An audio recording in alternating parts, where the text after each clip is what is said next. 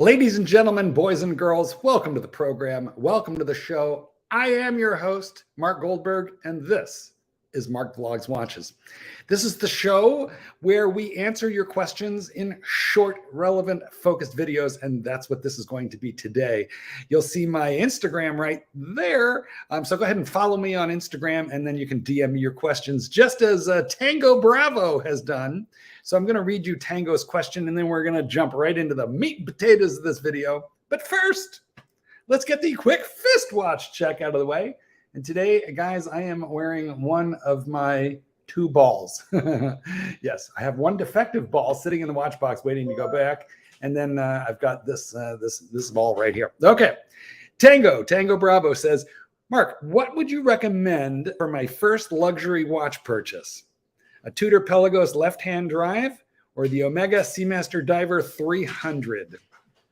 And first of all, Tango, thank you so much for jumping in with that question. And I'll tell you, I have definitive opinions on this, but you've got to understand, first of all, that I more or less have both of these watches. So I've got significant experience with both of them.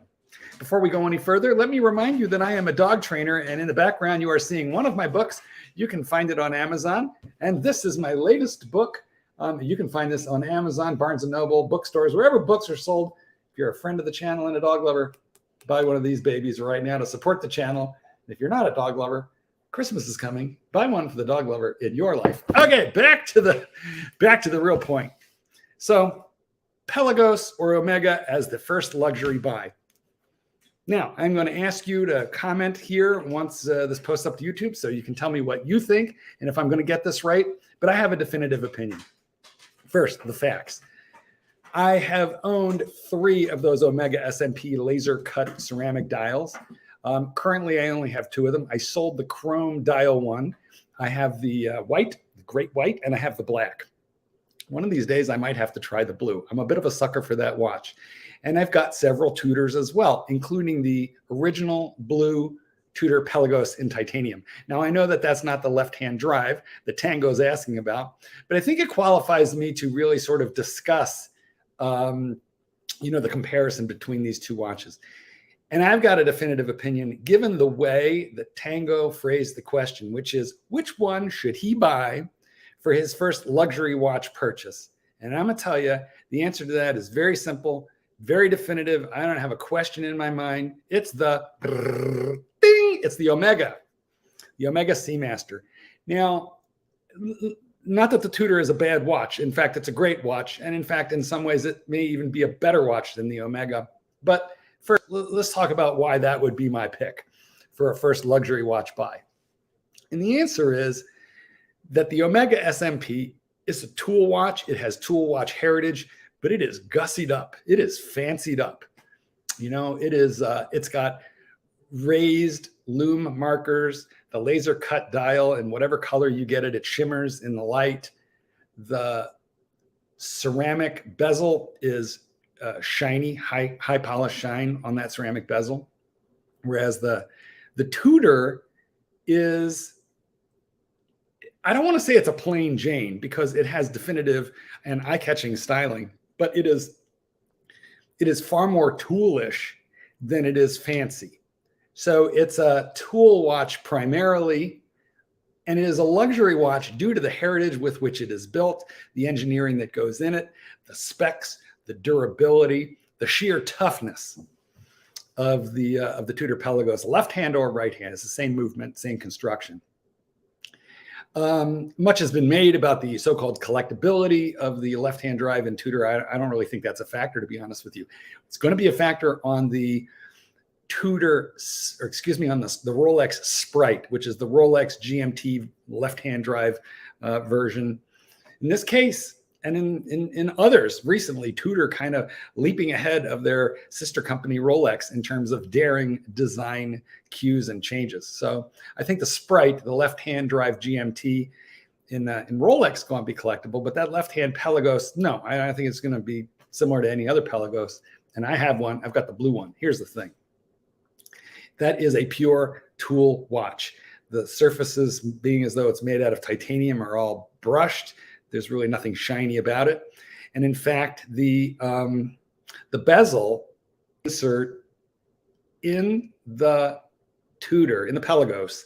The cool thing about it is it's fully loomed. Okay, so you get that nice lot of action going on in the loom on that Pelagos. However, that bezel it's ceramic, but it is a brushed matte finish. It's not shiny. So here's what I can tell you. The Tudor Pelagos, well, guys, that's kind of the watch that you wear to gym class. And the SMP, the Omega, that's the watch you wear to the prom. So, and I feel like that makes the Omega far more versatile in a way, because it's got a helium escape valve, because it's good to, a lot of water depth, terrific water rating. Because of those factors, it's twisted lugs, the adjustable on the fly bracelet, which granted, the Pelagos also has, but that's another thing I guess we should talk about would be the bracelet. The bracelet on the Tudor is absolutely function over form. Now it's a pleasing to the eye titanium bracelet, absolutely. But the clasp, super functional, very adjustable, on the fly, but incredibly industrial looking. I mean, it's almost like from the steampunk school of architecture, if you will. Very, very industrial looking, which is cool for a tool watch that's going to be primarily a tool watch. It just doesn't dress up all that well.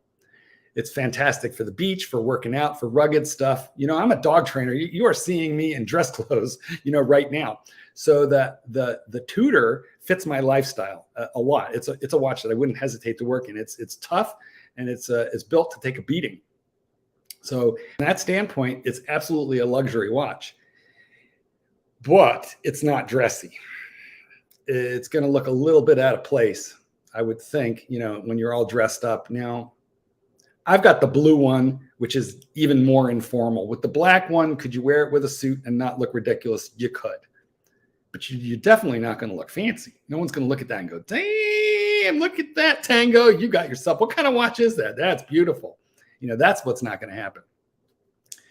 However, so I think the versatility of the Omega Seamaster SMP, that's where I think the value is for that watch. That's a watch that you can wear to the beach. You can go out weed whacking or mowing your lawn in that watch. Its bracelet is fancier than the bracelet on the Tudor. Its clasp adjustment mechanism is hidden. It's internal. It is not steampunk. It's just clever. And therefore the bracelet, listen, if there's something that you can complain about regarding the Omega Seamaster bracelet, and I guess I should mention this in the negative column for that watch, because although I'm over it, so many of the SMP prospective purchasers complain about the fact that the bracelet is not tapered. That bracelet is a straight shot. I want to say it's 20 millimeters at the lugs, and the bracelet is 20 millimeters from the lugs all the way down to the clasp. Do I think that bracelet would look somewhat better if it were tapered even 2 millimeters? I do. I definitely do. And I think that Omega is just stubbornly refusing to do that out of some sense of brand and design heritage, because there's so much else that they have changed. But honestly, that's practically the most annoying thing that you can say about it.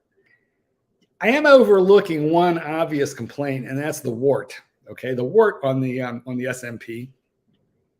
It's on the left-hand side of the watch. I forget at what number. I guess I think it's up there at 10 o'clock position, is the manual helium escape valve, which on the Pelagos is buried on the side. In other words, it doesn't detract from the line of the watch head on the Pelagos. And I think that that's an advantage that the Pelagos has over the SMP. But here's the thing. Although I call it the wart because it's just, when you first get that watch, it's unsightly and you think it doesn't need to be there. And by the third day, you don't even know that it's there. You're not going to look at that thing. You're not going to fiddle with it. It will just become invisible to you.